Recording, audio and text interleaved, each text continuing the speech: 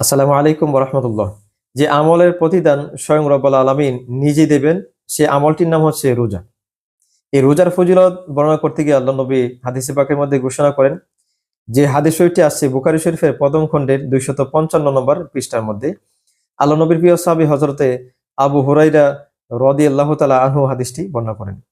عن أبي هريرة رضي الله تعالى عنه قال قال رسول الله صلى الله عليه وسلم كل عمل ابن آدم يضاعف الحسنة بعشر أمثالها إلى 700 ضعف قال الله سبحانه وتعالى إلا الصوم فإنه لي وأنا أجزي به।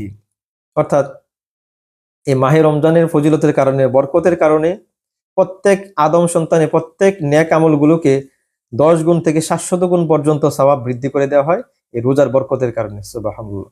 তবে আল্লাহ বলেছেন যে ইল্লা সাওম, রোজা ব্যতীত, কারণ আস-সাওমু লি ওয়া আনা আজজি বিহি, বান্দা রোজা রাখে আমার জন্য আর এর প্রতিদান আমি নিজে দিব। সুবহানাল্লাহ। তো সুতরাং আসুন আমরা যেভাবে রোজা আদায় করলে আল্লাহ এবং তার রাসূলের দরবারে কবুল হবে সেভাবে রোজা পালন করার চেষ্টা করি। আল্লাহ যেন আমাদের সকলকে কবুল করেন। আসসালামু আলাইকুম ওয়া রাহমাতুল্লাহি ওয়া বারাকাতুহু।